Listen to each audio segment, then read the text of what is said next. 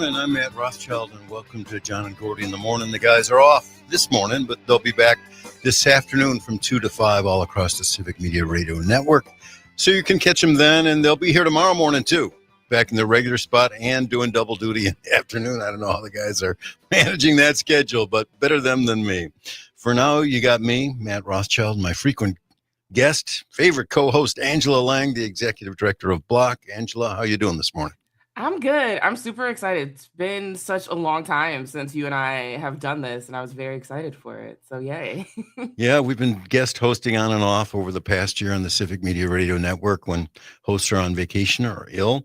But it's been a couple of months, so here we are. Thrilled to be here. We've got a great show for everyone. We have Tim Slecker of Busted Pencils on at 6:35, and at 7:35 we have Dina Nina Martinez Rutherford, who's running for the Assembly in the seat now held by Francesca Hong, who of course is running for governor. On Tuesday, a couple of days ago, I was guest hosting, and we interviewed Juliana Bennett, who's also running for that seat. So I wanted to make sure that I gave Dina Nina Martinez Rutherford an opportunity too. I've interviewed her before for my podcast, the Wisconsin Forward podcast on transgender rights. She'd be the first transgender person elected to the state assembly. So that's kind of neat. In between these interviews, we'll be talking birds, as we always do in politics. I'm saving a cool little poem for the very end of the show. I got to have some poetry and birds in every show that I'm on. Also, we've got a little bit of This Day in History we'll probably get to in this next half hour. And I want to invite anyone who's listening right now in your car or in your kitchen or in your bedroom, wherever you might be, your office. If you're an early bird like me, you can join by calling us at 608-879-8255. That's 608, you know that if you're here in Madison, 879-8255 here on WMDX, part of the Civic Media Radio Network. Just a quick weather update. It's not too bad out today. It's cold, but in the teens. It's cloudy. It's not going to get above the teens all day long, I don't think. Not as icy as it was yesterday. No. Yesterday was super icy on the roads. Right, that's your producer here. The drive-in was a relief compared to yesterday and the day before. Tomorrow it's going to get just a little bit warmer, but then brutally cold for Saturday and Sunday. It's an old-fashioned winter in Wisconsin. We may not have many more like this, so appreciate it for what it is and for what it was. Angela, let's get to doing a little catching up. I haven't talked with you for a bit. I see that you're having your annual gala at Block tomorrow. Tell us about that. Yeah, so we actually used to do a end of the year holiday party. And we were like, let's just go and rent out a local bar and just have fun and celebrate ourselves. And then we turned 5 and we felt that we wanted to elevate our end of the year party a little bit. And then we were like, let's do a gala. And then we've just done galas ever since. And our gala is not a typical gala. And it's $100 a plate and blah, blah, blah. It's generally free. Obviously, we will be accepting donations, but we just want to make sure that folks are able to come together, really talk about the year. And, for us, when we thought of a theme, we struggled to figure out what is the theme for this year. And we're like, let's just kiss 2025 goodbye. Let's just do kind of like a happy new year. Let's go into 2026. And what's special about this year is that we will be making a special announcement that things will be changing a little bit into the next year, but we're very excited. We recorded a little announcement video that we're going to play at the gala tomorrow. So if you aren't able to come to Milwaukee or not able to make our gala, we will be announcing that announcement on our social media as well. You don't want to give us a preview, a hint, do you?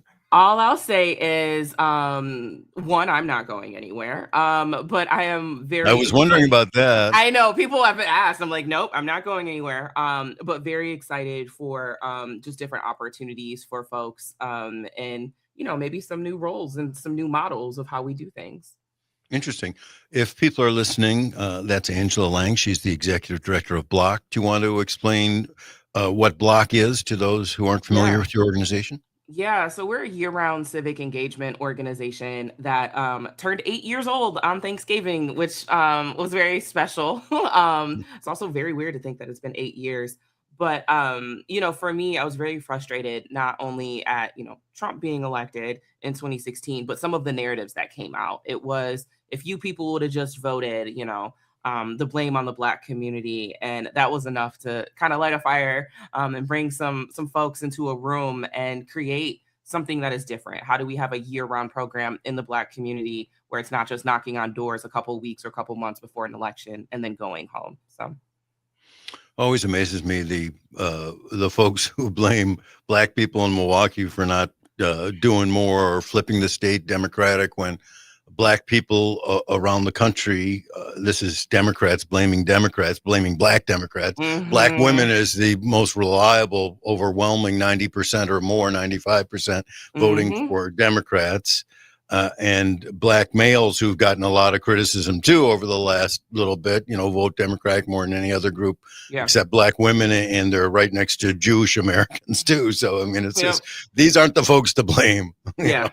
I mean, that narrative is a tale as old as time, right? And we've done as much as we could to try, and still continue to do, to really disrupt that narrative that, we are doing work, but also we're taking care of our slice of the pie. Wisconsin is a state that's not just Milwaukee. So, I think we've done a lot to try and take that narrative back and to really kind of peel back the layers too of just how difficult for it can be to vote, especially when we have all these continuous like voter suppression laws and ways of making it confusing. You add that on top of everything. We do work in the most incarcerated zip code, which is heavily Black, and a lot of folks don't have their voting rights restored, or if they do, they may not know that they do, because they think if they've ever been convicted of a felony, they can never vote again. So there's just a lot of different challenges that we also have tried to highlight, to kind of build a fuller picture of what it takes for Black voters to show up sometimes. I mean, the restoration of voting rights is a big issue. A lot of people Yeah. may have the misconception that once you get out of jail or prison in Wisconsin, you have the right to vote. It's true in states like Illinois and at least half the states across the country. But here in Wisconsin, if you get released from WAPON, that doesn't mean people are on extended probation and parole. And by an extended is a euphemism. Sometimes that extension can be 5, 10, 15 years. So they've already served their time, and yet they don't get their rights back. So there's been an effort by many people in the legislature, Democrats, to try to change that. That hasn't gone through because Republicans control the legislature, but we're way behind on this issue of felon reenfranchisement. So. Yeah, I know. There were some folks that were not even elected anymore, or at least in that particular seat, that have been working on this. I remember former state assembly rep David Crawley, and former state senator Lena Taylor, who is now a judge, and David Crawley is now county executive. They were kind of unlock the vote proposal that people's voting rights would be restored upon release. And yeah, as you said, unfortunately, that hasn't really gone anywhere, but it's been several cycles, several years that folks have talked about this, and here we are still, unfortunately. And it's a big number. It's anywhere between 40,000 and 60,000 people who have already served their time, but still can't vote here in Wisconsin. So that's an issue that needs more work.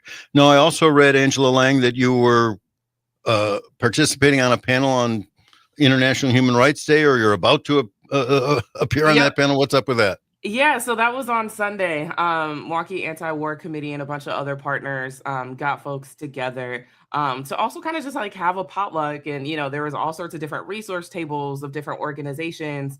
There was a great keynote speaker talking about some of the immigration work and anti-ICE work that they've been doing in Chicago, and oftentimes how scary that can be, and talking about some of the scenarios that he had been in. And then I was on a panel with several folks kind of just talking about how this idea of human rights is really playing into our work. And so I think what was a beautiful theme, we all didn't coordinate this, but a beautiful theme out of all of the panelists was how much our fights are interconnected, whether it's like reproductive justice, Palestine, ICE, being able to talk about the history of mass incarceration, kind of this idea of coming together and seeing that, yes, our fights may be unique to our communities, but there is a broad overview of how there is a civil rights kind of and human rights violation with all of these different issues. So it was really beautiful to kind of hear from folks working on different issues, but really still tie it together of what do human rights mean for our communities. And a question I thought was interesting too is how some folks, usually namely the Trump administration and others, will kind of weaponize, oh, we're doing this, to liberate a country, or we're doing this, for the sake of human rights. We're gonna go bomb someone because they're committing human rights violations. And also how it's weaponized, that this kind of idea of protecting human rights can be used to further actually do the opposite. It's Angela Lang, Executive Director of Block. She's my co-guest anchor today on John and Gordy's show. I'm Matt Rothschild subbing in there. Of course, International Human Rights Day was yesterday, December 10th. You mentioned David Crowley a second ago. He's running for governor.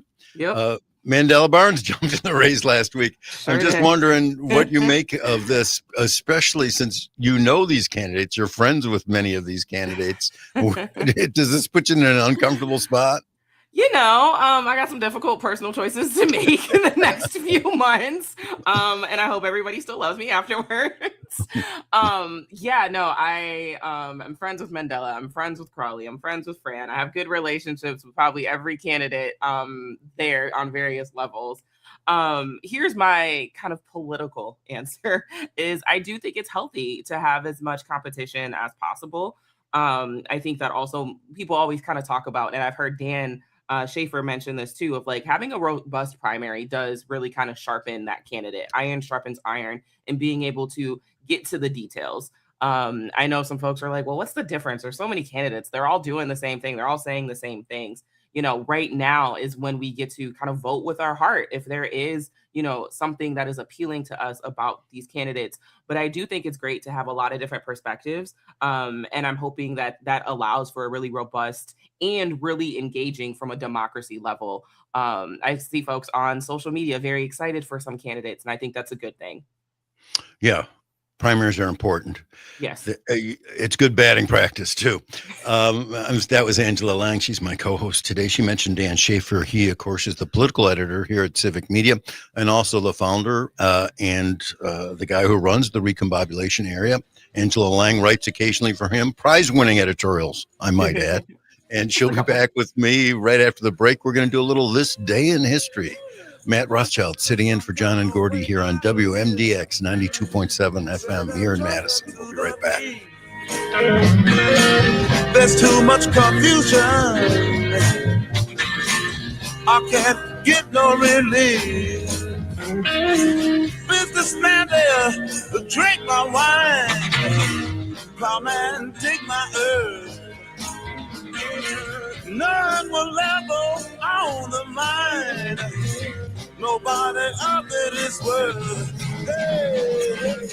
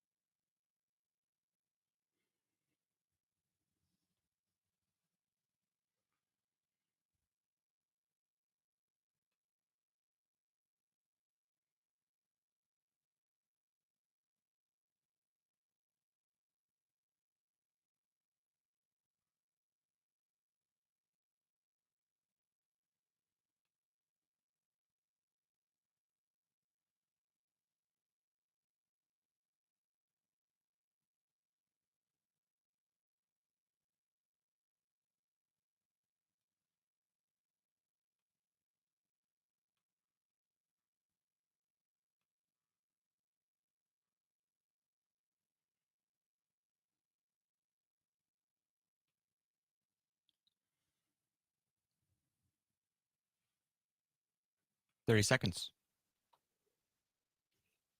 You have the bump for this day in history, or you have something you want to play? Yes, not right out, but it'll Okay. it's only like a 6-second thing. Okay. But All right, so I'll do a reintroduction, and then you could introduce it and then I'll play it. Okay.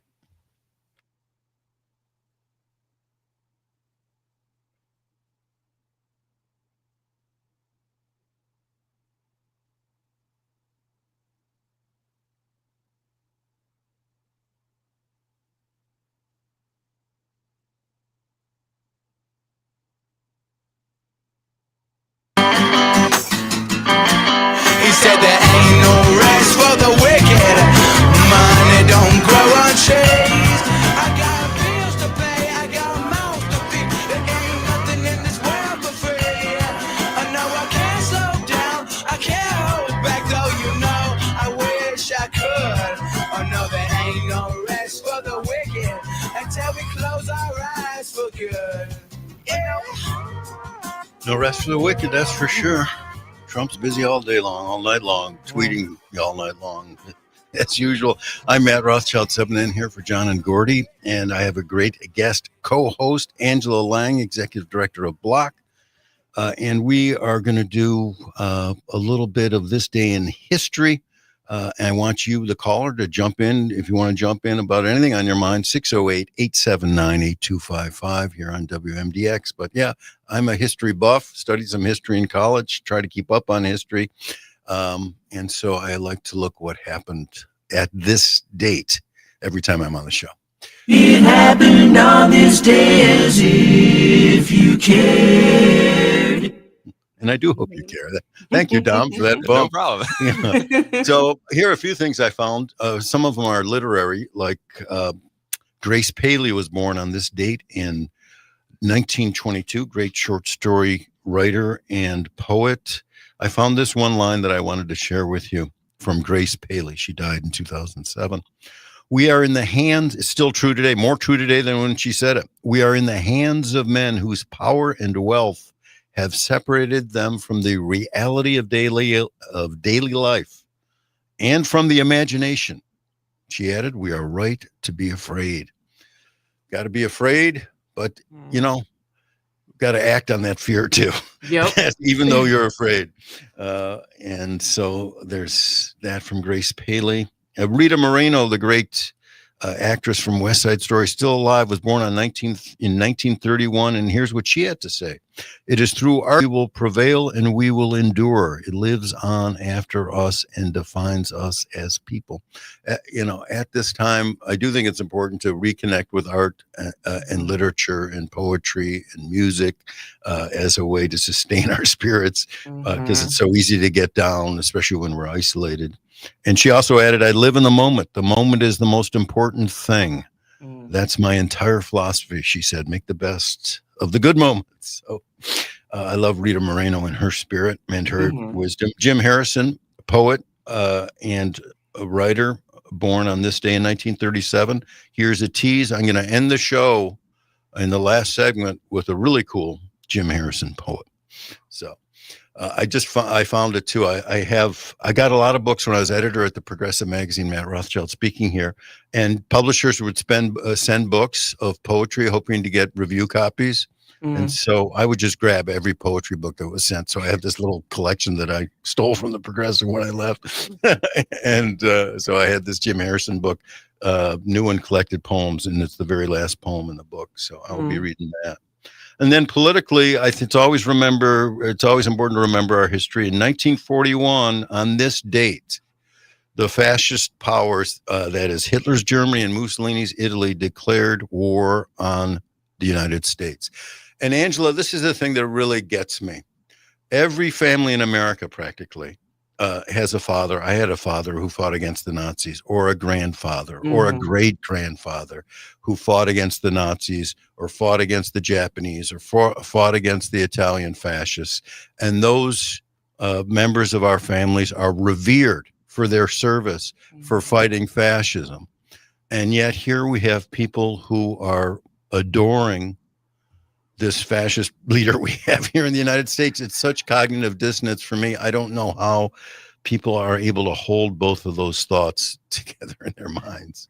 It's the amount of mental gymnastics that folks do to excuse things away, especially just looking at some of the commentary of, Trump's health and falling asleep and things like that. It's interesting how they're excusing that type of stuff away when just a few months ago they were doing, or a year ago, they were not having as much grace to President Biden. So They were doing the Sleepy Joe stuff. Yeah. Yeah. And so it's just, for me, it's like the amount of mental gymnastics that folks have to do to defend this man. And I think that there's this like cult of personality where this man could do no wrong in their eyes in some ways, unfortunately. And it's got to be hard for folks to reconcile all that. Yeah, it's very difficult for me to grab onto it. We have a caller, though, one of my favorite callers, Joe from Madison, is on the line. You too can call in at 608-879-8255, but let's hear what Joe from Madison has to say. Great start to the show, and really important to remember, these days in history. My father and all my uncles fought in World War II. That was just part of their identity and part of the identity of so many men from that era. And I think it must be kind of heartbreaking for some of them to look and see this. Just kind of heartbreaking. I wanted to mention two things that, and they actually play into make the most of the moment that you recounted before. I just want to give a small update. You are so wonderful with birds, Matt, and you had talked about the tundra swans migrating. And I wanted to mention, they're still here, people, and I can tell you that because they make a lot of noise at night, and they talk to each other and let each other know we're going to be going. And they apparently it's to keep good flock formation as they take off. But I'm telling you, it was a noisy night back here, and you can hear these birds and see these birds at Yahara Place Park in Madison for Lake Monona, and then over by Tenney Park for Lake Mendota. So to make the most of the moment, I know it's cold, but boy, it's really worth going out to see, especially because you can hear them, which is not a sight to behold, an oral experience to behold. So I wanted to mention that. And then, thank you again for your interview with Melissa Agard. You mentioned in there that she has a goal. She's our county exec, and she had mentioned that she has a goal to visit all of the parks, or Dane County parks. Great goal. And I guess I would ask Angela, Milwaukee is known for being an incredible place, an incredible park system from the socialist background. So even though it's cold, folks, maybe we can get out and we'll get back to Andrea on that. Thanks, Joe from Madison, for the call. I did see a tundra swan yesterday here in Madison at Tenney Park. So we'll be right back on the John and Gordy Show. I'm Matt Rothschild with Angela Lang.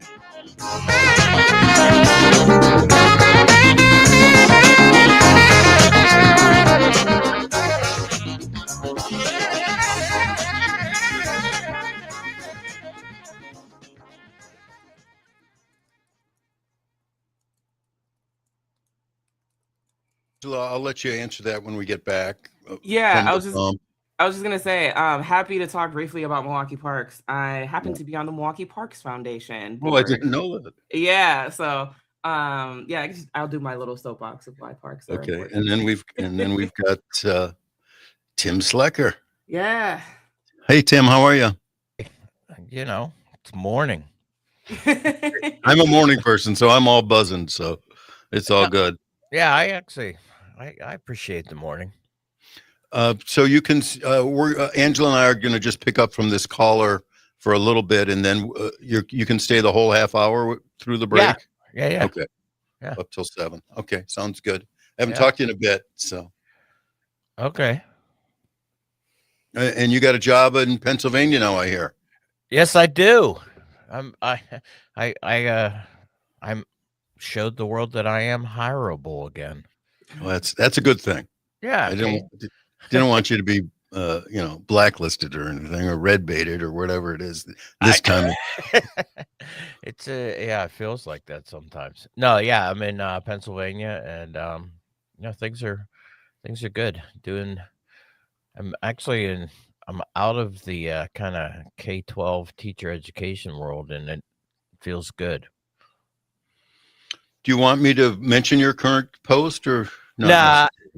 I'm it's still kind of being like, okay, but no, we're having some I mean, the work that I'm doing is still, connected to education, bringing people into hopefully college that, either never had a chance or had a chance and it didn't go well, and trying to say, okay, we can make things a little bit better. And so from that standpoint, really still get to kind of talk about how education's important, but there's all of the fun stuff. And Linda McMahon, though, huh? She's high on your list. Yeah, let's talk about Linda McMahon when we get on. I mean, I think she'll provoke some responses from callers too. Perhaps they aren't throwing up their breakfast at the mere mention of her name. She's so qualified. Oh, the best of the best in this administration. Overly qualified, the best to ever do it. There are more. And Tim, Angela Lang at Block, right? I don't. You guys ever met? I don't think so. No. But hi, nice to meet you, and thanks for coming on bright and early. Hey, John and Gordy got, I don't know, I think it's been at least a year now that I do this every Thursday with them. So it's a lot of fun. Enjoy it. Get to talk. Yeah, I was happy to hear that you were going to be on. I'm subbing for John and Gordy a lot these next last couple of weeks. So they're doing triple time over here at Civic Media. Yeah. Right. So, but yeah, you and I have talked before, and it's always fun. Yeah, it's fun. It's a good time. And Angela runs an organization called Block, Black Leaders Organizing for Communities in Milwaukee, and she is one of the best activists and executive directors in the progressive nonprofit sector in the state, for sure. So, well, thank you. Appreciate nice. And she's great on radio too. So yeah, they keep having me back. I tell people, I'm like, people ask me to speak in the right. Okay, great. I'll take that. Yeah, wait. So when you want me to talk, okay. Like I have a platform. I can also use that to organize. Great. Love that. People want to know what I think. Seriously, it's also kind of weird because I'm like, I'm an organizer, and people are like, can you write a piece about this? And I'm like, oh, people read it, and it's always very humbling and very grateful to have a platform, but it's always kind of weird sometimes. Yeah, it's good skill to have, though. Yeah, it is. Lots going on. Hey, the other thing we did, I don't know if you saw, we talked a little bit about 30 seconds. The University of Wisconsin system cutting a bunch of programs. So we can talk about that. That's another thing that's out there. But okay, I will follow wherever you want to go. Well, maybe we should start there since it's local. All right, we got about 10 seconds. Okay, turning off mics.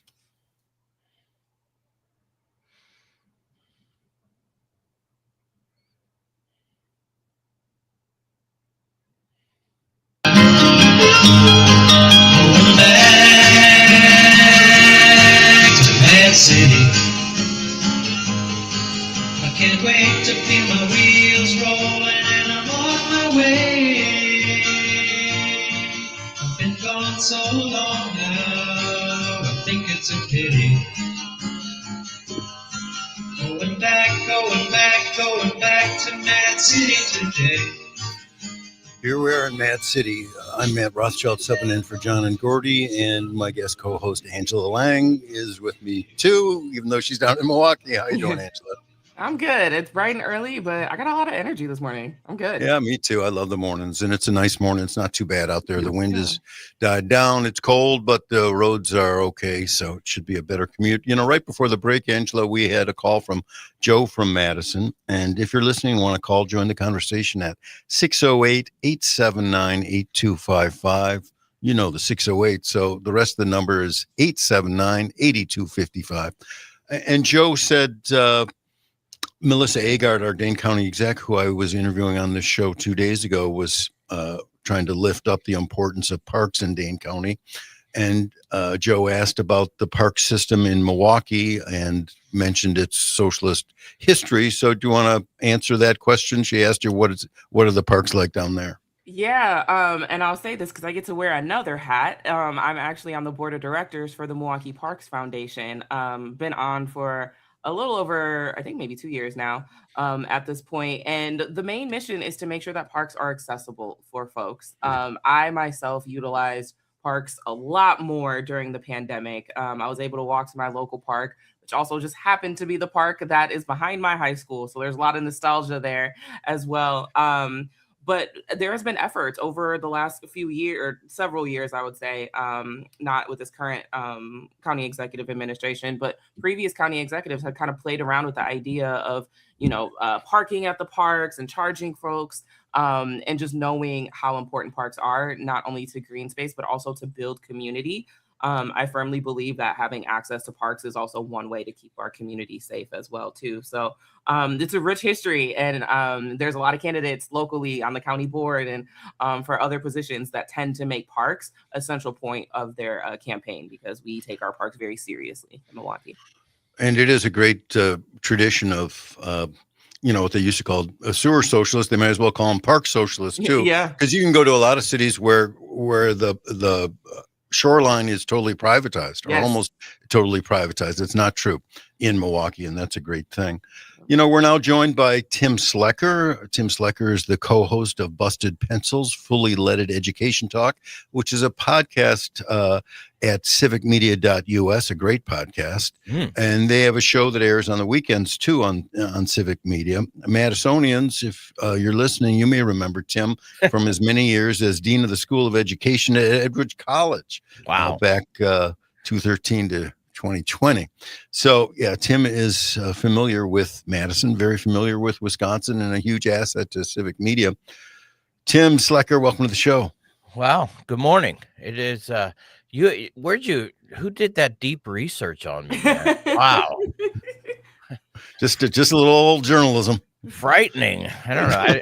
I didn't know you popped my name into AI or something, and it's like Just takes a second these days. It is. No, it's good. I said I've been really enjoying coming on with John and Gordy, and now the guest hosts here. But the podcast is great. Monday, Wednesdays, and Fridays they drop, and then Saturdays, 1 full hour on all the Civic Media outlets and stations, where we're trying to really bring, as we say, what's going on in education, but scaled back or enlightened by what would your neighbor really think about this stuff, because a bunch of eggheads like me and all the other people, we tend to sometimes talk about stuff and people go, who cares?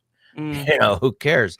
And I think, particularly in Wisconsin, we're talking off air, there's a significant stuff that's happening. Wisconsin higher education, the public system, that's the University of Wisconsin, Madison, Whitewater, Oshkosh, all of those campuses are now engaging in a process where they're going to eliminate programs. And we were trying to talk about this on the show. What that might mean to me, your neighbor, is eliminating majors. In other words, the I want to go to college to be it might be in the next 3 to 5 years, you might not be able to whatever that be, because the University of Wisconsin system is scaling back and could eliminate up to 64 majors, 10% of their offerings in the next 3 to 5 years. And so, what does a lot of those, Tim, I'm sorry to interrupt. No. Tim, speaking with Tim Slecker of Busted Pencils, a lot of those are liberal arts courses that they're shutting down. The whole idea that, you can come to college to become a better citizen, or someone who's more well-rounded and who can understand the world they're living in and participate better in the world. I mean, that whole idea seems to be going the wayside here. Yeah, I mean, that's it. It's so what is it that's really going on? Why do the system, or why does the public higher education system in Wisconsin need to cut back? And part of the story is, low enrollment.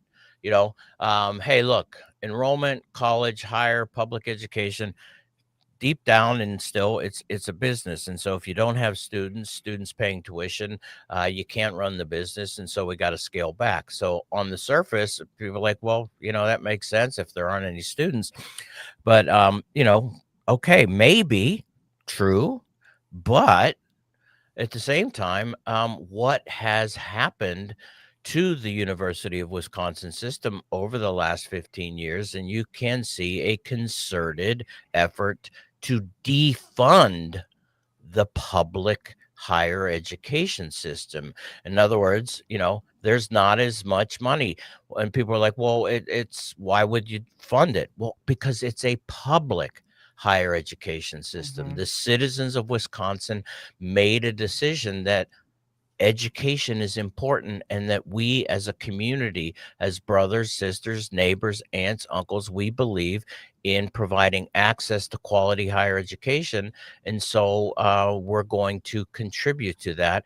And now, though, since, for the longest time, probably 2010, I know Wisconsin hates that date when things kind of went crazy, but defunding of higher education. And so is it low enrollment that's creating the budget deficits that some campuses are having?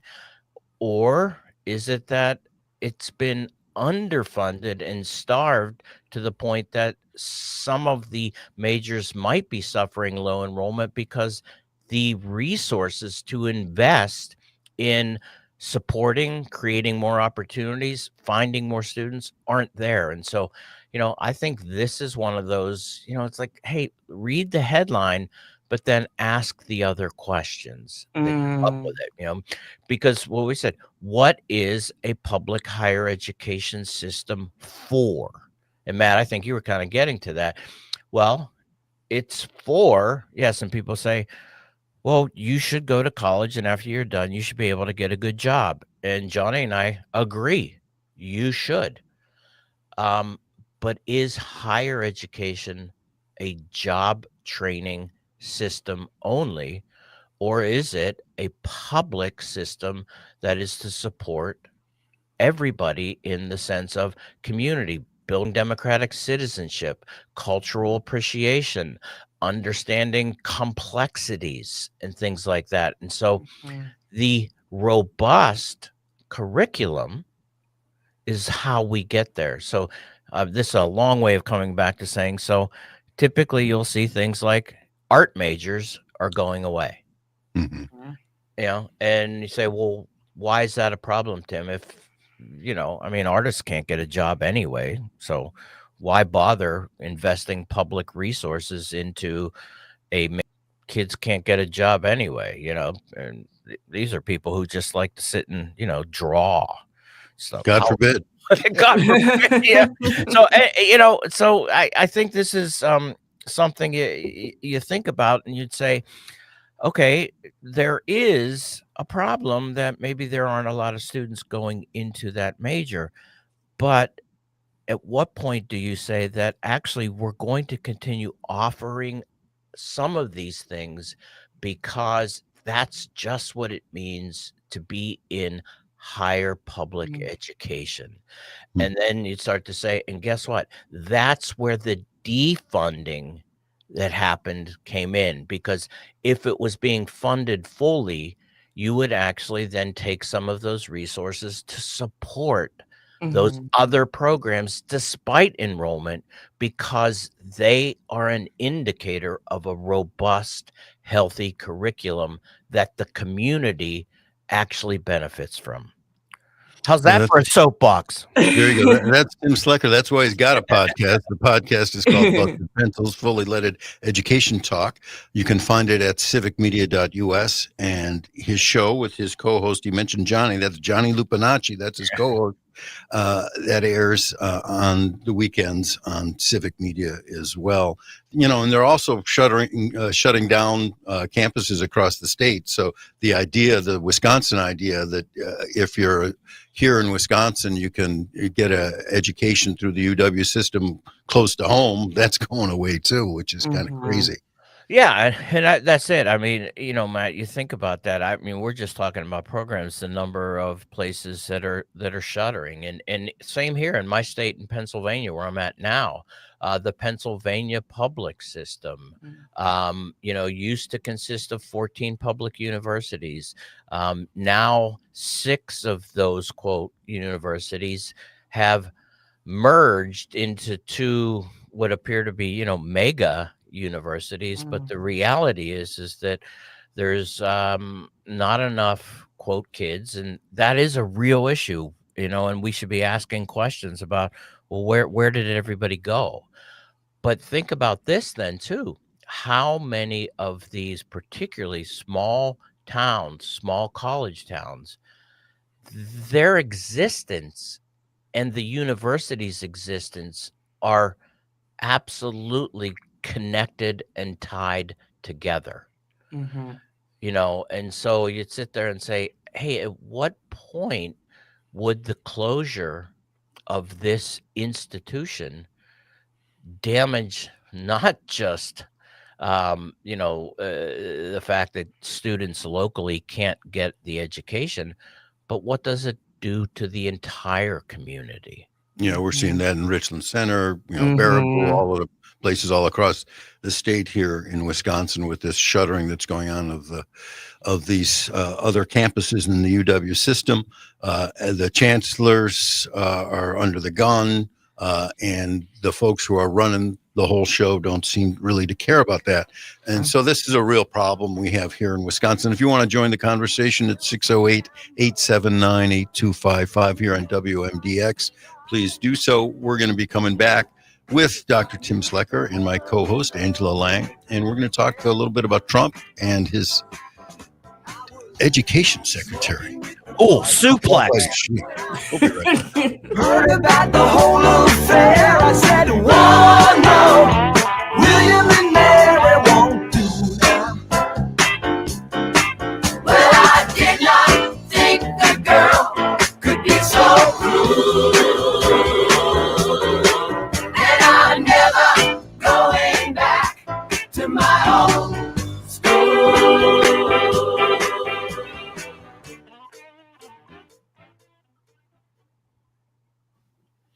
Well, that Steely Dan song. I had a college roommate who played that constantly, and I didn't like him. And I just every time I hear Steely Dan, my college roommate, Trigger trigger alert.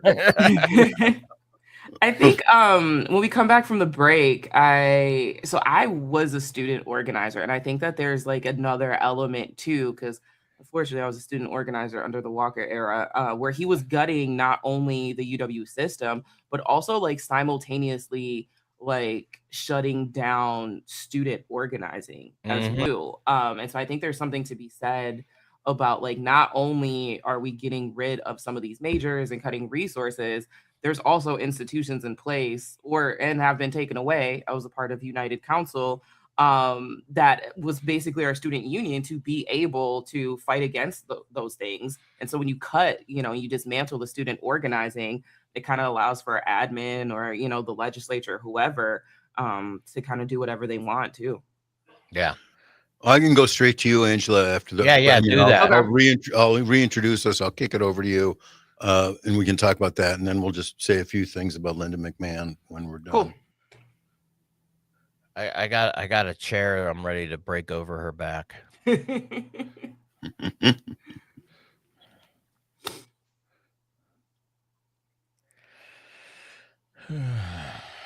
I mean, it's frightening. Look at the University of Texas system right now. Oh my, Emma, there was a big, I think in the New York Times yesterday of just where it's like, that is not a public higher education system anymore. Yeah. And that's it, Angela, because I mean, what we see now too, this going after, what they're calling, ideological indoctrination. So now we're going to shut down the majors even too, and or, gut them from any type of ability to have an impact and or attract activist students, and again, it's like, you're creating activist students. It's like, well, what if it's just empowering students to be civically engaged? Right. And that could go for any political party. It's not. You call them activists. I call them democratic citizens. Exactly.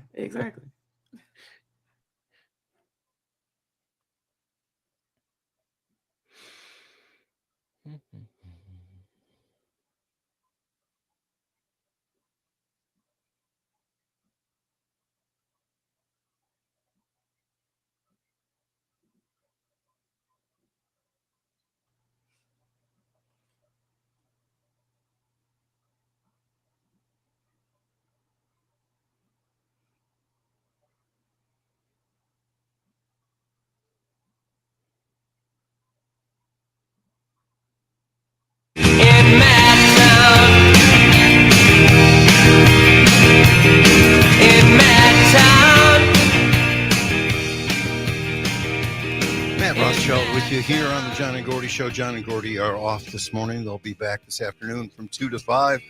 And they will be back here tomorrow morning and doing double duty tomorrow afternoon, too. So they're working their tails off here on the Civic Media Radio Network. Thank you for listening. The phone number to call to join the conversation, 608-879-8255. 608-879-8255. And I have my favorite guest co-host, Angela Lang, with me this morning. And we have Tim Slecker, the co-host of Busted Pencils, a podcast on Civic Media, as our guest. And Angela, I just want to throw it to you. Yeah, really appreciate kind of just how you outlined everything in that last segment, right? Because and it speaks to me personally. I tell people all the time, I got my start in student organizing. I was a student organizer. I was that nerd that like finessed her way into the student government so I could help allocate our segregated fees, all of those things. This was also under the Walker era. And so I was in college when the protests broke out around the budget repair bill, but also understanding the intersection of labor and the student movement, because everyone saw that as we have to defend unions, but there was also huge cuts to our higher education system. And at the time, RIP, there used to be a statewide student association, kind of like a student union called United Council. And that was like an infrastructure that basically campuses could, their membership would vote on it. And you would decide if you're a member of United Council. And that came with different resources, similar structure to a union. And unfortunately, in that budget, Scott Walker was able to take that away. And so I think there's something to be said, and I want to hear more from you, Tim, about not only is it attacking majors as well, but it's also attacking this idea of student organizing. We see even all across the country now, student organizing and that amount of repression against students to even fight back against some of these cuts. So I'm just curious, like your thoughts and kind of how you've seen that reaction too. Yeah, Angela, thanks for pointing that out, because I mean to act as if any of this is in some form of an isolation all by itself. Let's analyze this from a systems approach. It's a coordinated, as you point out, effort. And think about what's happening here is that you'll hear the framing that colleges are not supposed to indoctrinate ideologies, right? And okay, and so I said, my neighbor goes, well, yeah, they should, so they can get a good job. You're right, okay, but again, it's also preparation to be a compassionate, active, engaged citizen. And that happens through the entire university experience. Access to clubs, access to those student organizations, being in those student organizations to then engage in community events and or the internal governance of the university that you're at. Like you just said, Angela, that's what we want college to be. It's not just taking classes and job training. It is preparation to become an engaged democratic citizen. And so, I would say it's like, well, you're creating these activists. It's like, well, would it be okay then if we work on creating engaged democratic citizens then? Well, yeah, that's okay. Like, oh, okay. Come on. But yeah, what are those other things that happen on campus? And you see that directly attacking what people have identified as ideological indoctrination, when what it is they're saying, let's strip down this university to the point where, I sit down and say, so in other words, you're going to make it incredibly even more unattractive, so enrollment will continue to decline, because who's going to want to go? Exactly. It's all intentional. It's by design. Yeah. Tim Slecker, the idea that, I don't think the Trump people, I know the Trump people don't want an engaged citizenry. That's, they want people just to, get any job that they possibly can and shut up, basically. Yeah. And and that's what Linda McMahon's all about too. And so the idea that college should be a place where you learn critical thinking, that's anathema to the folks in the Trump administration. Well, think about that. The statement you just made, with Linda McMahon, and people are like, wait, you mean the wife of Vince McMahon, the WWE? Well, why'd you bring her name up, Matt? Like, well, because she's the Secretary of Education for this country. And you go, well, how'd that happen? Good question. Dig deeper. People say, she's the most unqualified person. Actually, she's incredibly qualified to do the job she was hired to do. Okay. Which is what? Which is wreak havoc on public education from every angle possible. And that is to say, it's just like, there's a reason for why people are in the positions they're in. And they also didn't lie. I mean, she's like, I'm here to do away with the Department of Education. And that's what she's doing. She's, she talked last week about dismantling, the functions of the Department of Education and parceling them out to other parts of the bureaucracy. Tim Slechter's been our guest for this half hour. He is the co-host of the Busted Pencils podcast on the Civic Media Radio Network, civicmedia.us. We'll be right back with Nina Martinez Rutherford, who is running for the state assembly. She's here in studio, so you're going to want to hang on for that. I got a Letterman sweater with the letter in front. I got for football and track. I'm proud to wear it now when I cruise around the other parts of the town. I got my decal and bag. So be true to your school, just like you would to your girl. Be true to your school, let your colors fly. Be true to your school.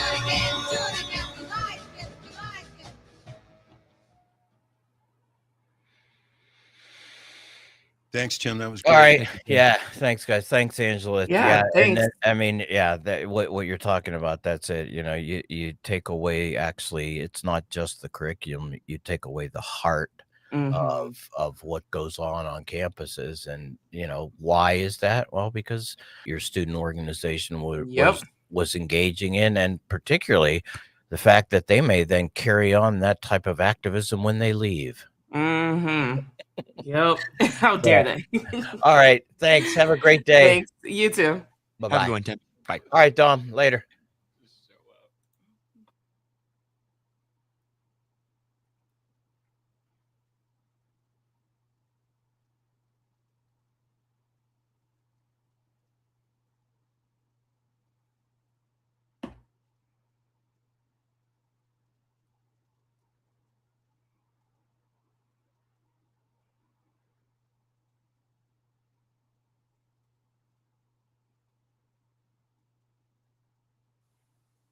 You can't hear me, or I can't hear you, but I wanted to say hi, Angela. Hi, How are I you, can hear honey? you. I'm Oh, good. good. Oh, I I'm can't in wait to talk to you. I can't wait either. It's so good to see you. You too.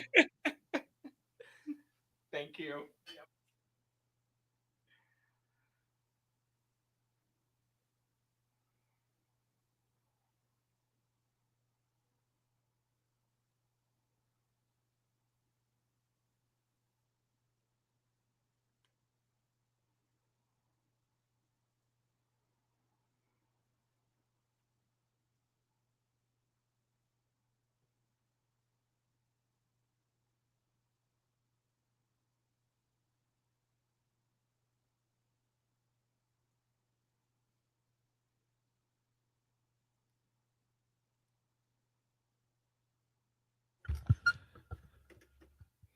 All right. Can you hear me? Yeah, absolutely. Ooh, gorgeous.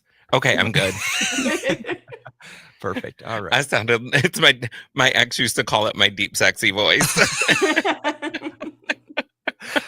All right. We got 4 minutes, guys. 4 minutes. Amazing.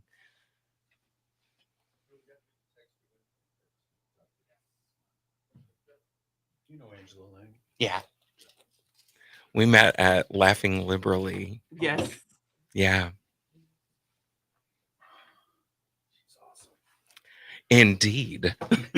No two ways about that. I was so excited to see her face on the screen. I know. I've been so excited to talk to you. When Matt sent me like the run of show, I was like, yes. Let me turn you on real quick. We on. Yes. Bright and early. And thanks for coming in the studio. Like I just 30 threw on a minutes hoodie. early. I just threw on a hoodie and I can just, walk into my little living room area. So thanks for doing this. Oh, of course. I was just like, okay, get up and get ready and be awake. Yep. Thank goodness that's right in my face instead of showing my saggy neck.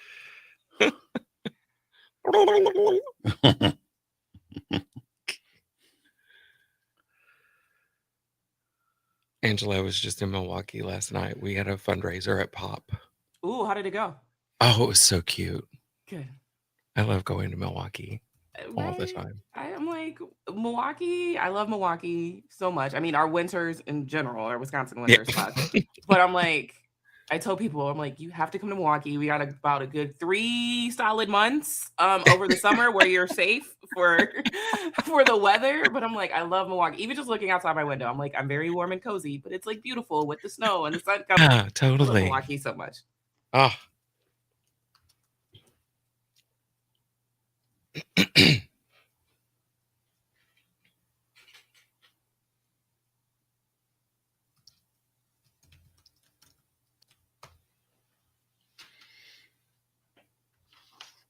So I've got to do a little text to win commercial radio plug here at the top. So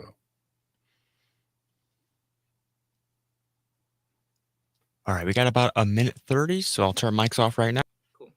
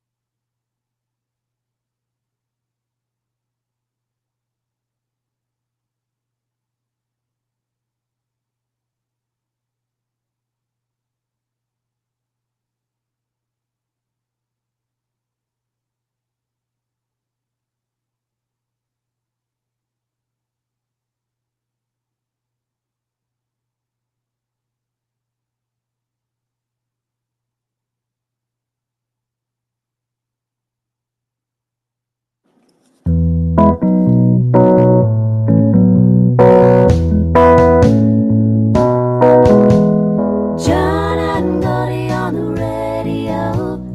92.7 is the place to go. It's John and Gordy, John and Gordy, John and Gordy, John and Gordy. Morning, in the morning, in the morning. It's John and Gordy, John and Gordy, John and Gordy, John and Gordy. At the break of dawn, get your coffee on. John and Gordy on the radio.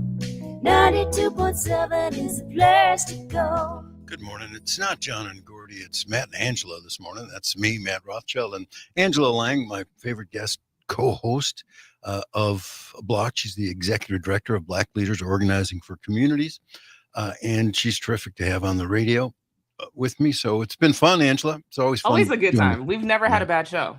No, I hope not. Hope never to have one. Nope, never will. Wasn't Tim Slecker great as our guest in the last half hour? So good. I mean, I feel like I say this about every guest. I'm like, I could talk to him for hours because I got my roots into seeing, and I always have a special place in my heart for students that are organizing and some of the issues that they're organizing against, whether it's their own, administration or something bigger. So I'm a nerd. I can geek out about like the history of the student movement all time, all hours. And there is an all-out assault on student organizing, especially on the Gaza issue across the country. So that's just outrageous. We weren't even able to touch on that with him. So we'll have to get him back. We got a great guest in studio, but before we get to her, it's time for our grown-up gift list contest here on the Civic Media Radio Network. It's a text to win multi-state contest. It's your daily chance to win $200. Plus, every entry puts you into our 3 grand prize drawings for a brand new snowblower, which you may need over the weekend and throughout this winter. Stainless steel cookware set you could get also, or a portable air conditioner, which you'll need in the summertime. So this hour's keyword is download the Civic Media app in the Apple or Google stores. Find WMDX on that app and use the text button to send the keyword candy for your chance to win in this multi-state contest.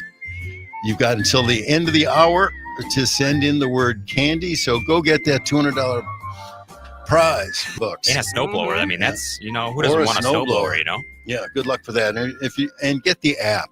I mean, I told Dom, our engineer whose voice you just heard, that I only have 2 apps on my phone, and he was aghast because he has hundreds, I guess. But I don't get it. I have TikTok, Instagram, Snapchat, all the works.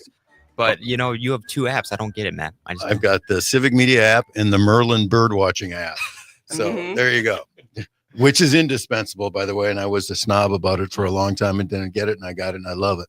So anyway, if I can download the Civic Media app, you, the listener, can certainly do it. It's very easy.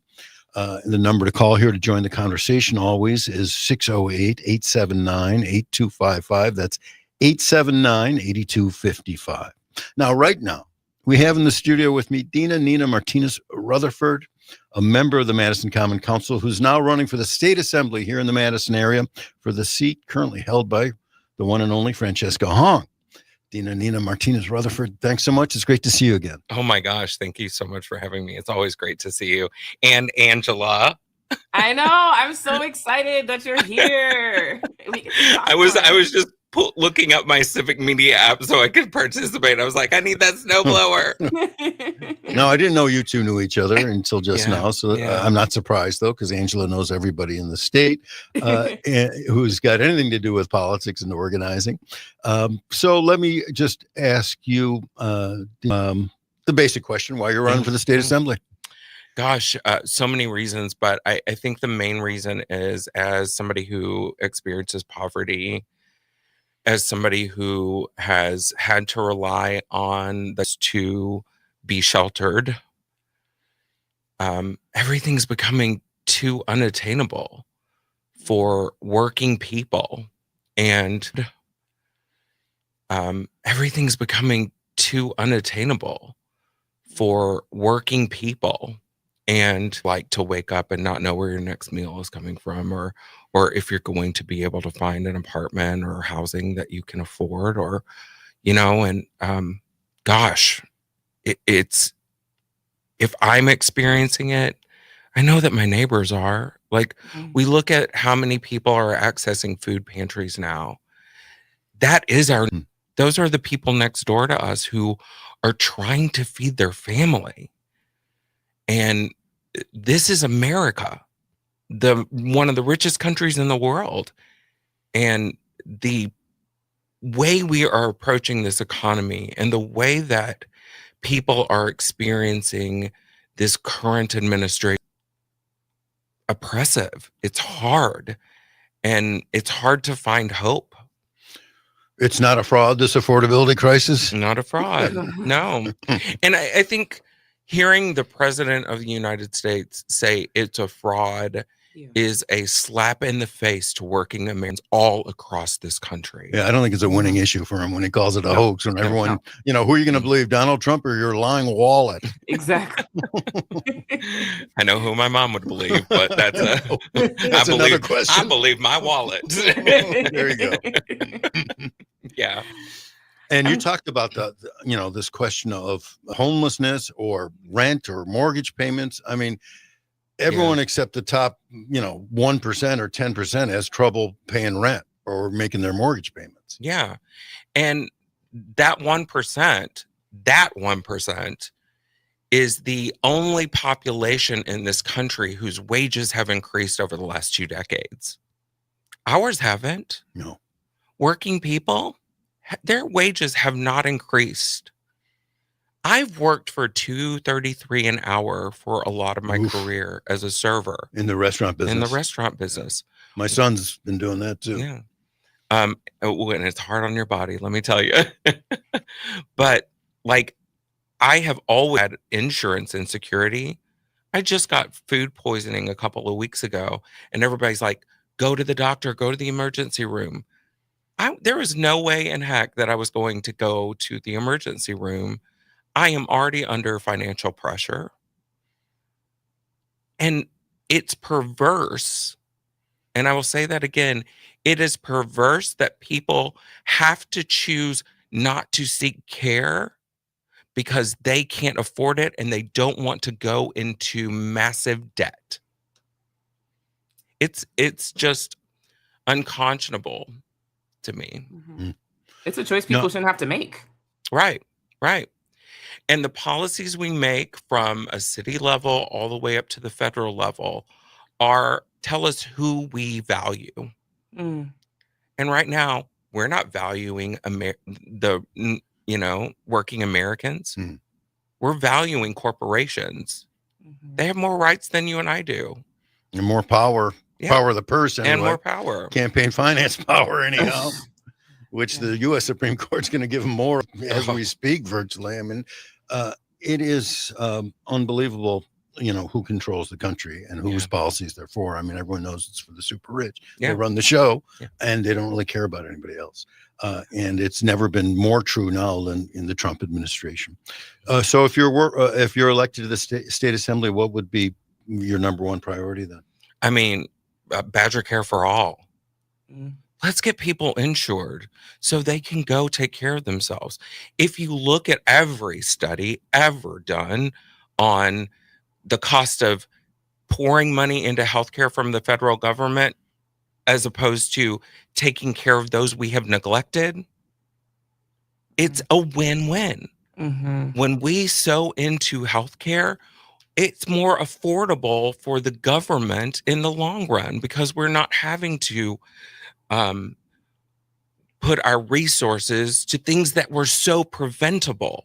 I mean, it is amazing that Robin Voss is the single person standing in the way of expansion of Medicaid, including Medicaid coverage for women who just had a baby. Every other state except Arkansas and Wisconsin expands Medicaid for a year for those folks, not here in Wisconsin. Yeah, because he doesn't care. He is not intimately familiar with having to struggle just to get basic needs met. Considers for himself is to carry water for Wisconsin Manufacturers and Commerce. That's all he's been his whole career, just a water boy for the big corporations in Wisconsin. It's unbelievable. Yeah. And I'm sorry, but I think we are responsible for each other. I think we are responsible welfare of everyone who lives in our city, our country, our state. I mean, it's radical to think that human decency should be normalized, No, it's the ruling ideology is dog eat dog. Yeah. And to hell with you. Yeah. Which leads me, I'm gonna reposition this.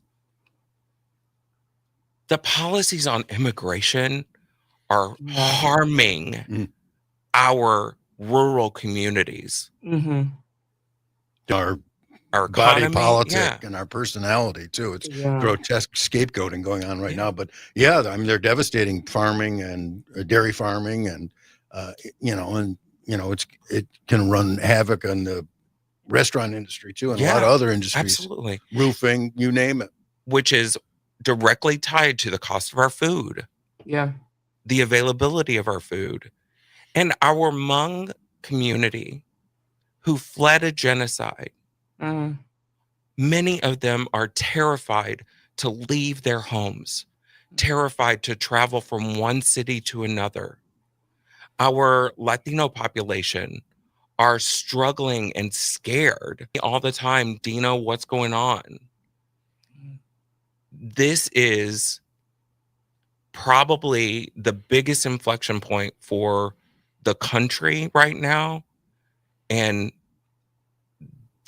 the longer this is sustained by our federal government and by our state politicians acquiescing to these tactics, And some sheriffs too. Mhm. the longer that happens, the less safe our communities are, the more our economy is going to be impacted, the more the cost of your food is going to rise.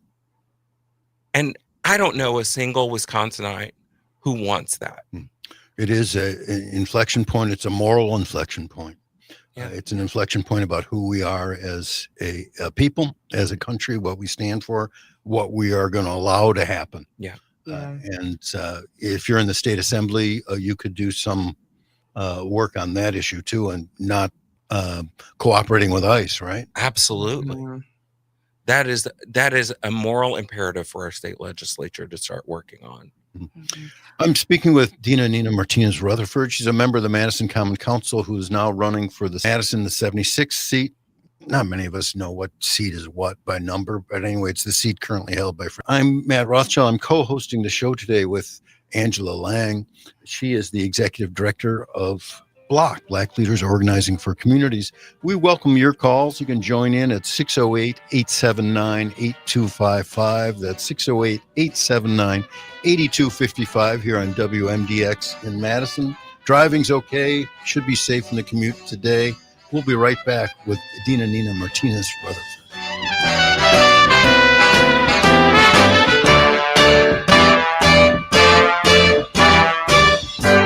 As I was walking down the street one day, a man came up to me and asked me how the time was.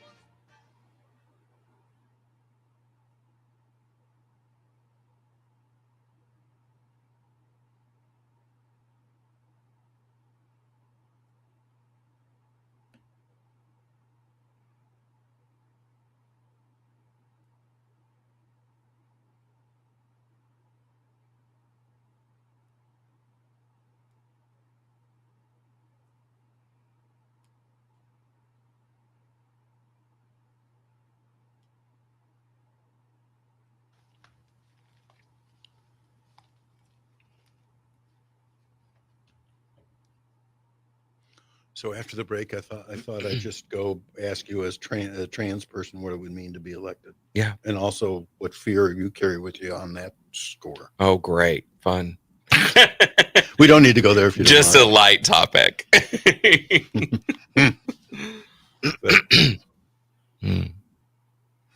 Yeah, I think like for me, I've been thinking about I don't know if we want to get into it, and I think it's a bigger question.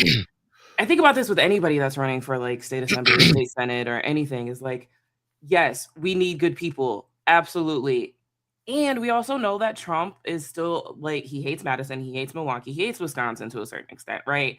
And so it's just like you got good people. How do we reconcile that we're deep?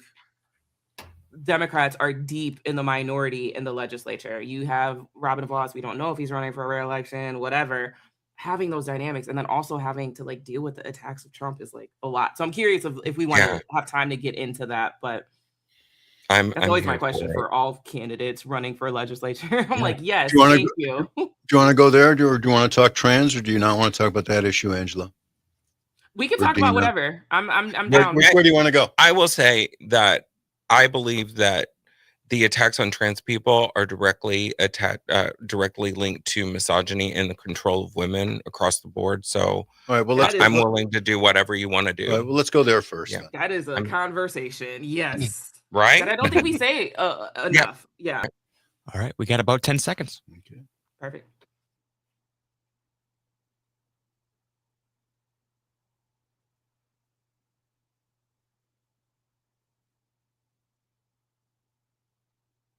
Where the action is. Where the action is. All right, all right. John and Gordy in the morning show. I'm Matt Rothschild. John and Gordy are off this morning. They'll be back tomorrow morning, and you can always catch them in the afternoon from 2 to 5. These guys are really doing yeoman's duty on the Civic Media Radio Network. I've been happy to be joined by Angela Lang as my co-host for the show this morning. Angela Lang is the executive director of Block, Black Leaders Organizing for Communities. Always fun to be with you, Angela. You too. We've always had good conversations, and I feel like we could do a whole day long radio show and still not run out of topics. Yeah, I'm not sure I have the stamina for that, but I'm not saying, I'm not proposing it. But. It would be an idea, a marathon. Anyway, still thrilled to have in the studio with me Dina Nina Martinez Rutherford. She's a member of the Madison Common Council, now running for the state assembly here in the Madison area in the seat held by Francesca Hong right now. Francesca Hong is running for governor, of course. If you were elected, Dina Nina Martinez Rutherford, you'd be the first trans person elected to the state assembly. What would that mean to you? I don't think it's about what it would mean to me. It's about what it would mean to trans people across the state of Wisconsin. And what would that meaning be?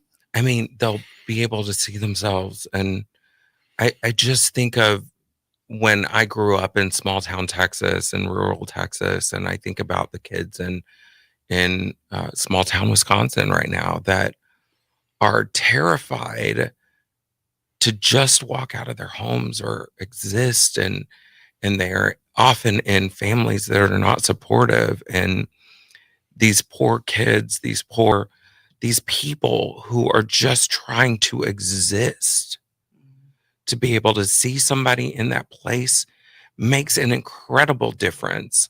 And we know this across the board. Our experiences as humans, when we are able to see somebody thrive as an adult and see them have a seat at the table, it changes our thoughts on ourselves. It changes how we perceive our future.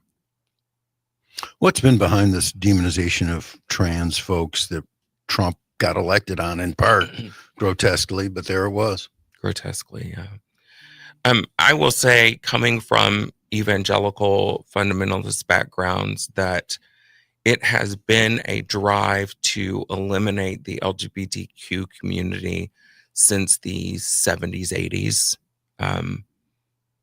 And they took the long game to install leaders and elect people who would advocate against the dignity and humanity of other humans, which, as a person of faith, I'm sorry, but that is contrary to the message.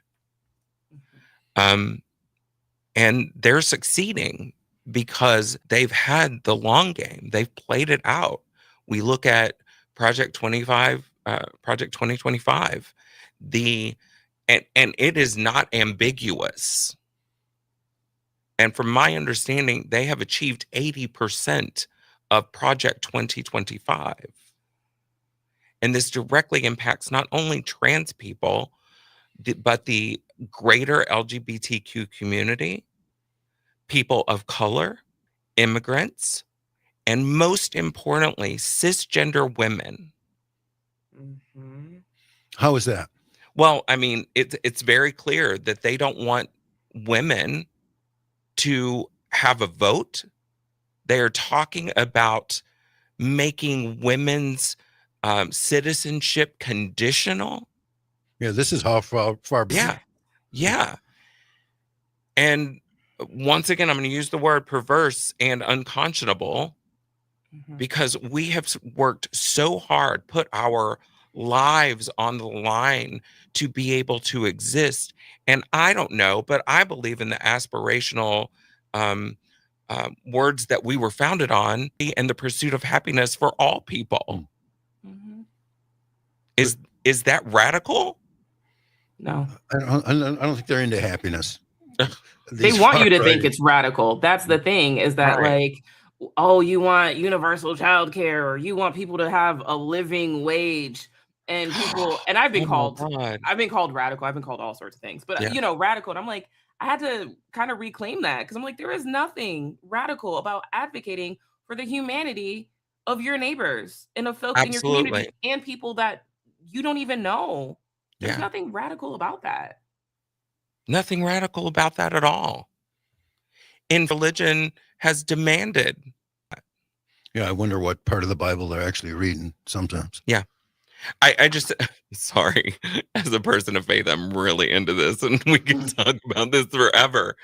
But when even does it, my mom is able to, unfortunately, dehumanize me in the same breath that she loves me in. How does she do that? Well, I mean, she negates my dignity as a human being because I'm trans and talks about it. It's against the Bible. It's against the law of whatever.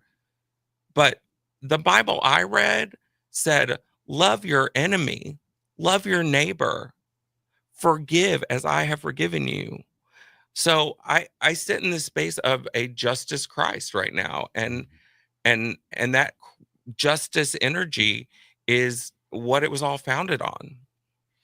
You know, this is a moment where we need more and more people of faith to speak up about this justice moment. And there are more and more people of faith speaking up about it, which is a great thing. And Nina Martinez, thanks for being on the show. Good luck with your campaign. Oh, thank you so much. We'll be right back to talk some birds, talk some poetry. Please stay tuned. WMDX 92.7 FM, right here in Madison.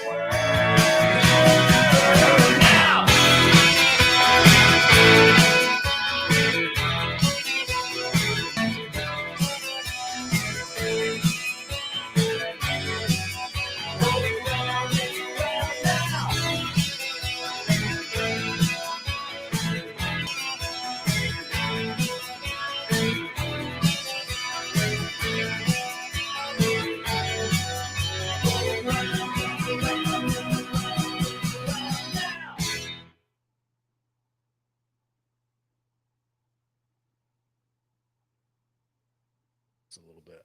It's important. It's about And often queer kids that's used against us to right. negate our value. Mm-hmm. And so I want them to know that there's a space for them. Yeah. Yeah. There's a space for them in scripture even. So that was good. I loved it. Love you so much. So good to Love see you. Good luck. Thank you. Let's talk. Yes, for sure. Okay. Thank you, man. Good luck.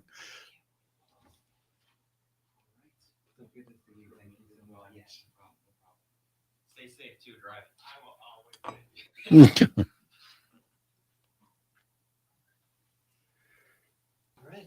So we can come back with the bird talk intro. Yeah. With a bounce. The Birdland. Yeah, Birdland bounce. Yep. Do that. Sorry. You can definitely go back again.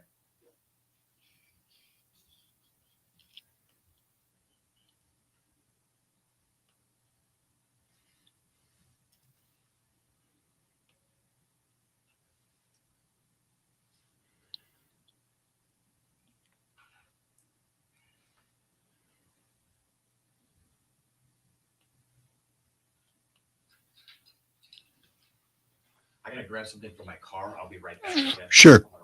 All right. Don't leave me stranded.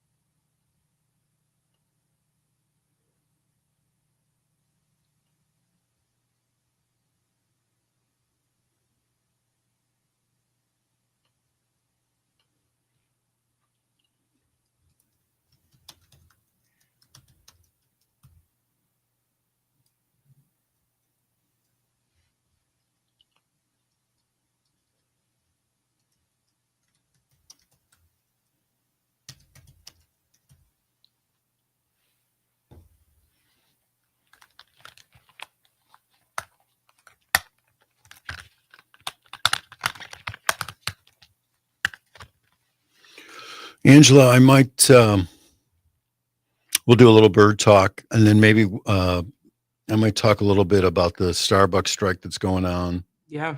And then maybe ask if you have anything inspirational that you've read or seen. I've got something from Ruth Ben Ghiat, a couple of paragraphs. I won't put you on the spot if you don't have something to offer, but if you got something you want to throw out, or you often use that Audre Lorde quote, which is a nice quote. Yeah. I'll think of something. Yeah. I'll give, if you want to jump in, I'm not going to put you on the spot, but if you want to jump in, you can. Okay. It just depends. I don't know how long we can talk about birds if people aren't calling. So. Fair. I mean, I could talk about them, but it gets like we can talk about as long as you want. There is a Christmas bird count I'm going to mention for people. Ooh, okay. Here I've never done it other than casually, but.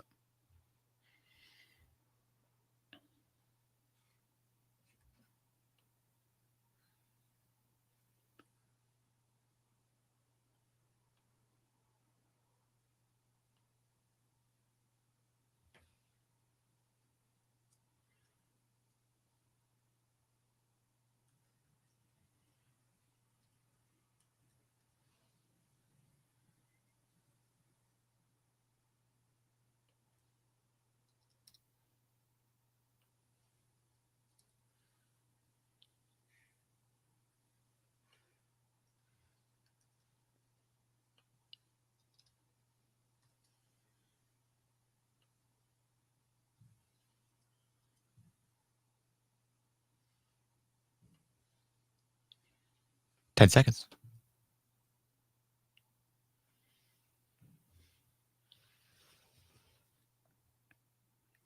I'm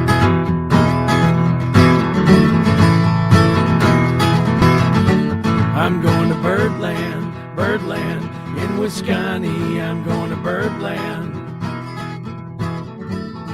I have reason to believe that we all will be received in Birdland. Hey, Matt Rothschild here on the John and Gordy Show. That's Sean Michael Dargan doing a little riff, Birdland, a little courtesy to Paul Simon there for. It's really good. It's like Cheeseland. I really like it. It's soothing. Anyway, it's fun because we like to talk about birds whenever I'm on. I'm Matt Rothschild, guest hosting for John and Gordy here, along with Angela Lang from Block, and we've had a lot of fun talking some stuff, talking some politics with Nina Martinez Rutherford, who's running for state assembly, and we talked, of course, with Tim Slecker of Busted Pencils about education. But, I like when I'm on for 2 hours here on the Civic Media Radio Network to also salute the birds around us. 1 out of 3 Wisconsinites is a bird watcher, identifies as a bird watcher. Really? That is, that's twice the national average, maybe the highest average in the country for all I know. It's certainly one of the highest. And the funniest thing is I'll post stuff on Facebook that I think is really important politically. It'll, get 5 or 6 shares and 12 or 13 likes. And then I post a bird picture and it'll get, 20 shares and 150 likes. I mean, people like birds. So, and I've been a bird watcher since I was 4 years old. If you're out there and you're a bird watcher and you want to tell me what birds you're seeing, give us a call, 608-879-8255. That's 608-879-8255. So we had Joe from Madison calling earlier, and she mentioned Tenney Park here in Madison. So crazy me, I drove out to Tenney Park yesterday right after, there was a half inch or inch of snow and ice on the roads. And I pulled in there at the river in a snow-packed little runway up to the lake. I was able to drive around, but barely. I thought I was going to get stuck there. I was looking for ducks because I'd heard there was a report that there was a harlequin duck. This is a duck that is black and white in the face. It's got a blue breast and a blue back with white stripes and then a big rusty side on it. And it's usually a duck that you only see in Oregon or Washington State. And I've never seen one. So I wanted to go see one. Of course, I get out there, and this is the life of a bird watcher. I was there, and I didn't see one. Like fishing. You go out fishing, you don't catch a fish. You're Or- dedicated, though. You know, you're Yeah. dedicated. Or you're out trying to get the buck, like Mark from Prairie du Sac, and you don't get your buck. But I did see some pretty birds there. I saw some golden eyes and some buffleheads and some other pretty birds. Do you have the sound of the harlequin duck? there, Yes, Dom? let's do it. Let's take a listen, and then we'll go to Mark from Prairie du Sac.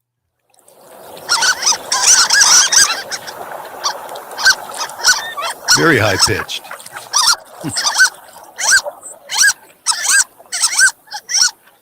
That's the sound of a harlequin duck. Usually It don't almost see it sounds in, like a squeak toy. yeah, That's what I was absolutely. thinking. Yeah, like you just sat on the squeak toy. I love that. Yeah. So some bird watchers have been seeing this around Tenney Park. So if you're in Madison, you're a bird watcher, want to give it a try, go out to Tenney Park and see if you can find the harlequin duck. I hope you have better luck than I did. Mark from Prairie du Sac is on the line. Hi, Mark. How are you today? Doing okay, but you kind of shifted gears a little bit in my brain that I know the long-tailed duck that had its name changed because I think it got its original name because I think they took it from a Native American phrase for the duck because they sounded like some old women, arguing.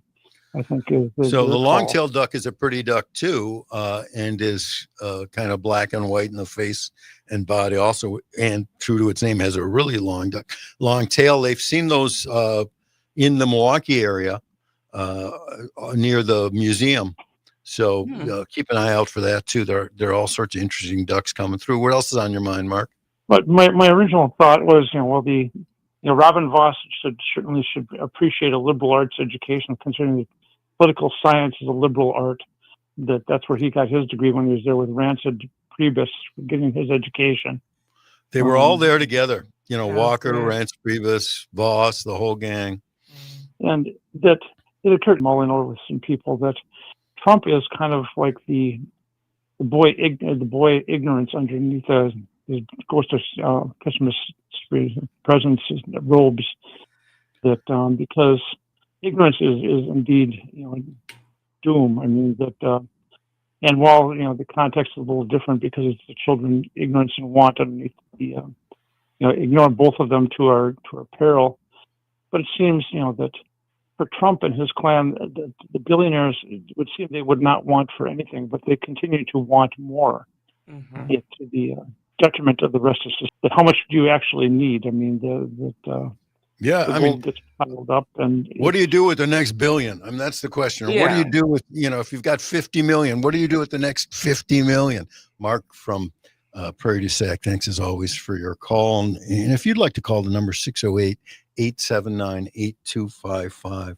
That always puzzled me. This race just to get the unlimited, the insatiable greed to just keep accumulating, even though you can't possibly spend all that money in your whole life.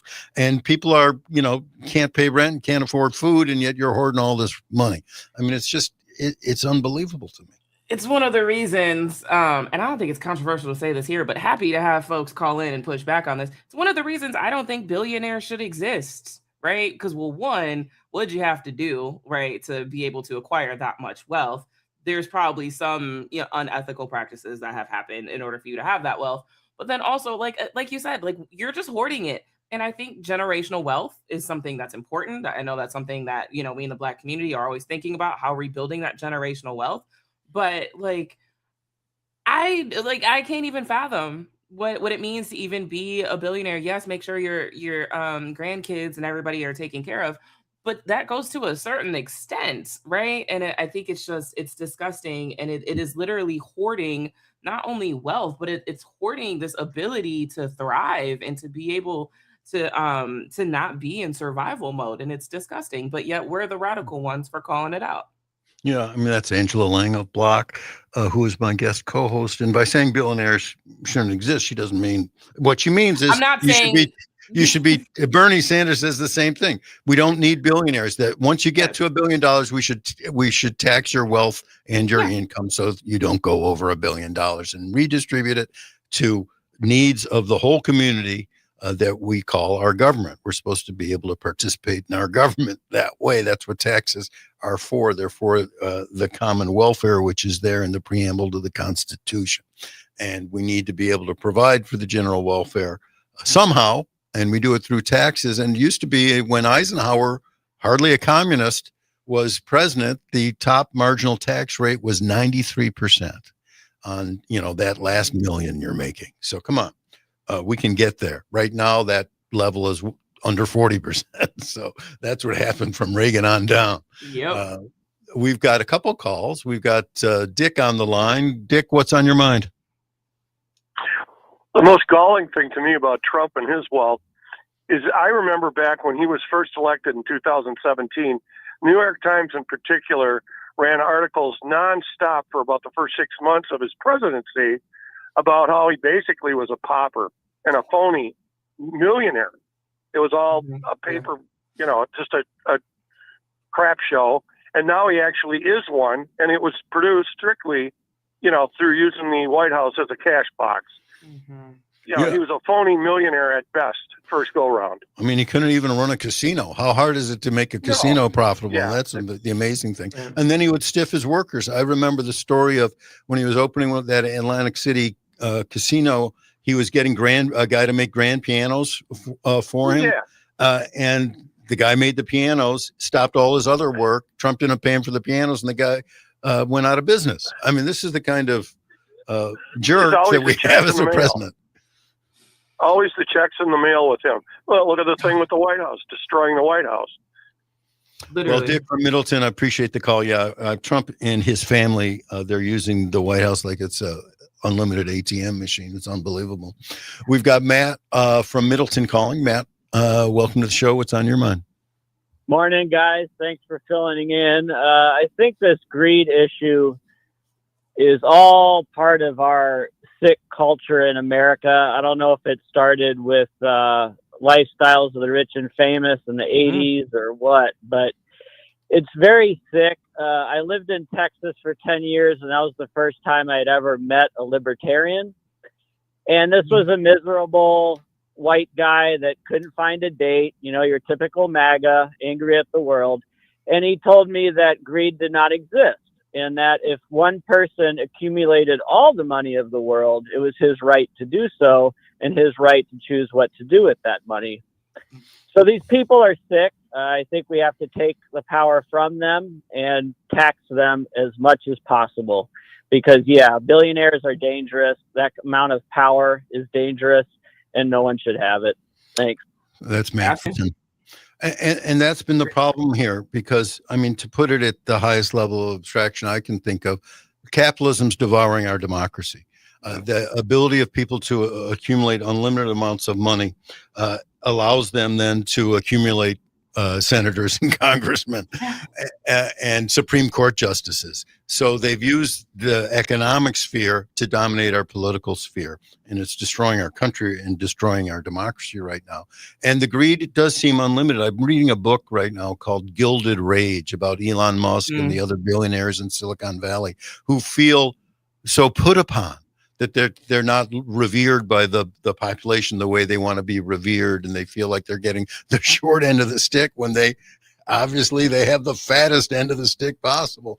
And so it's quite extraordinary how this group of tech billionaires have shifted and now aligned with Trump. I mean, there they were at the inauguration, they're right behind Trump oftentimes when he's out in public still. Trump is using under his new national security doctrine the power of the federal government and foreign policy to open up markets to the tech billionaires and make sure they don't get regulated by other countries as in Europe. I mean, greed is a thing. And Matt from Middleton mentioned, libertarians. I would recommend a Google search for anyone who's listening. Look up the Libertarian Party platform in one of the years in the 1990s when one of the Koch brothers was running as vice president on the Libertarian Party. What that agenda that Koch brother as the vice president of the Libertarian Party, the candidate for vice president, that platform is almost identical to the platform of Project 2025.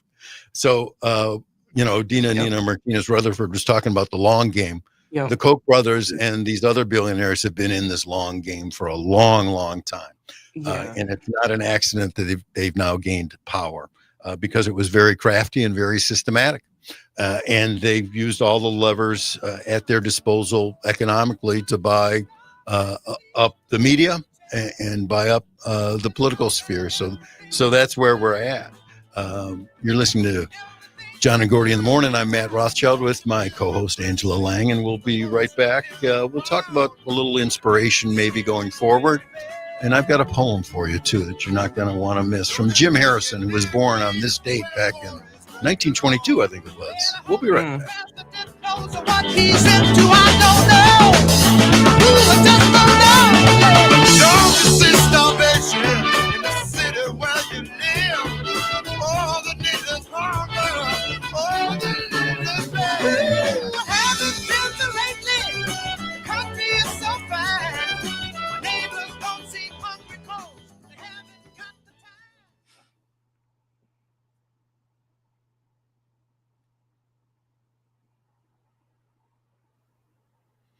I guess it was Trump and greed that sparked the calls. Yeah. I guess that doesn't surprise me. It's always interesting to see what gets it going. Yep.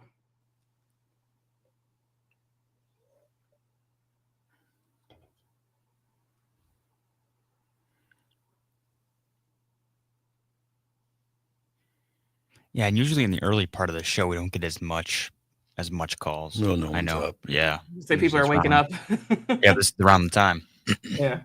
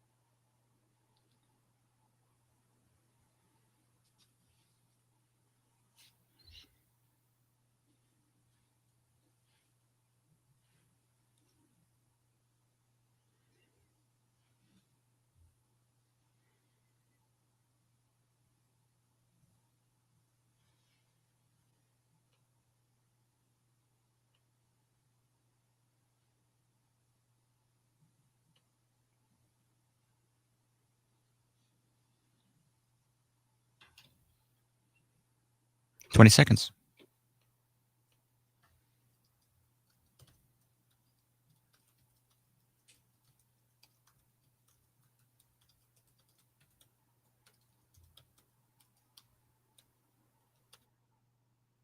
It keeps on getting darker outside.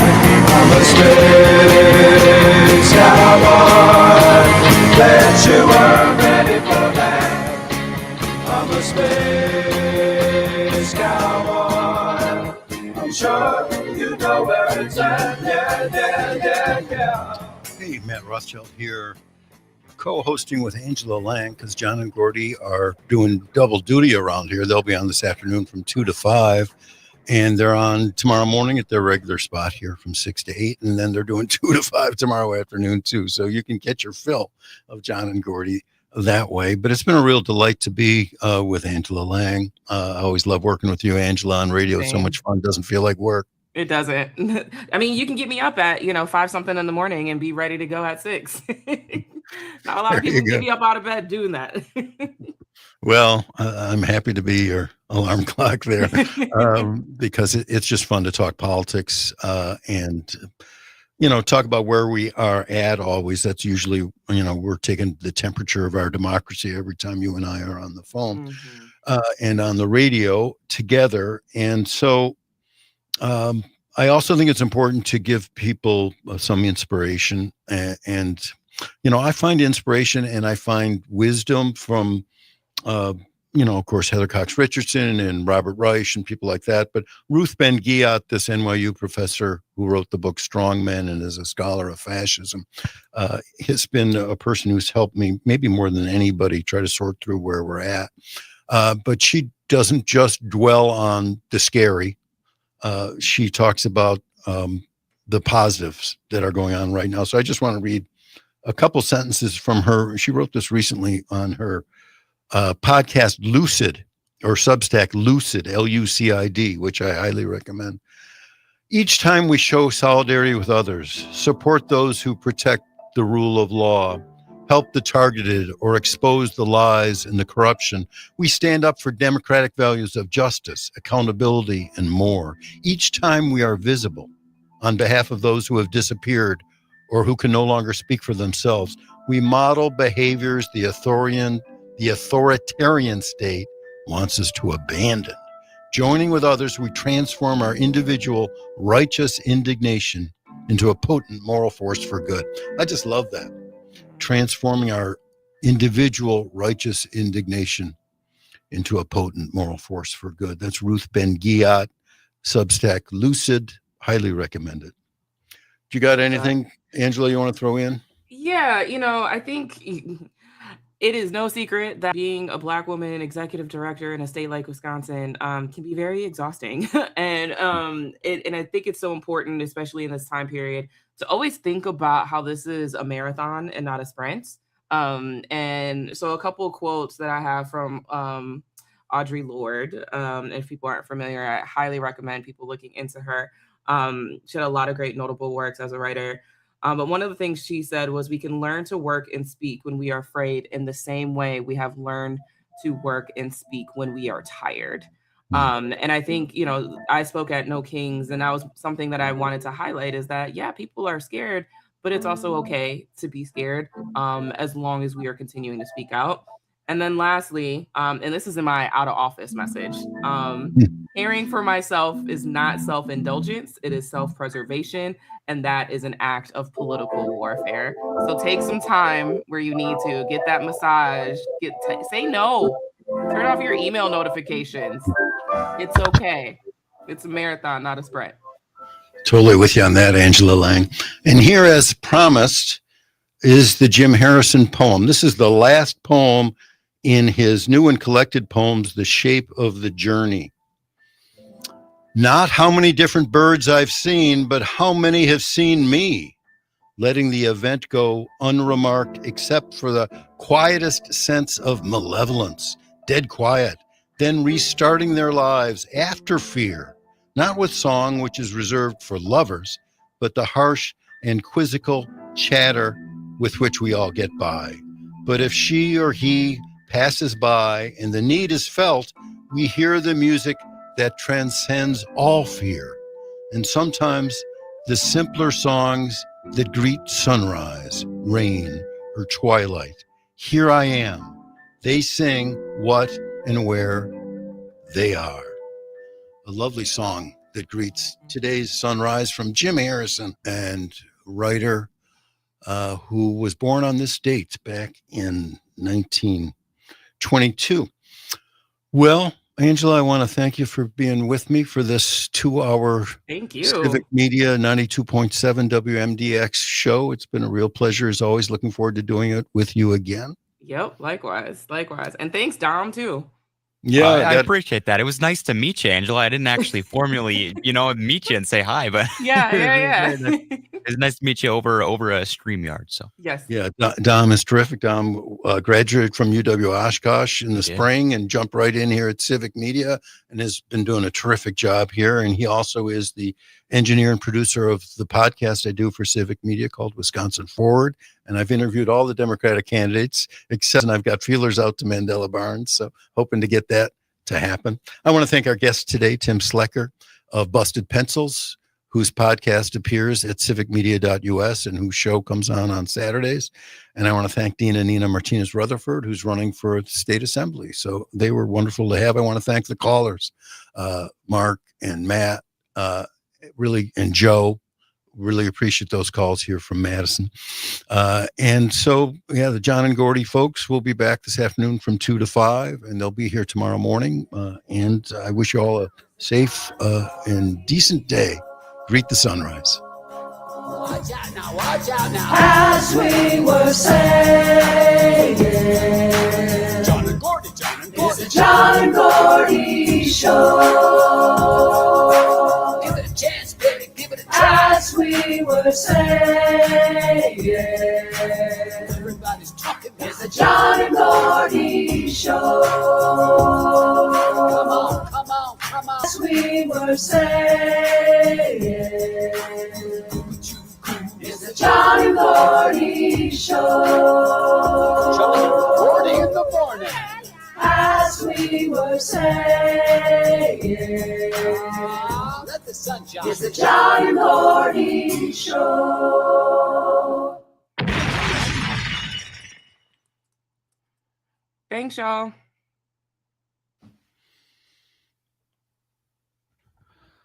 thank you, Angela. We appreciate it. Thank you so much. All right. Right.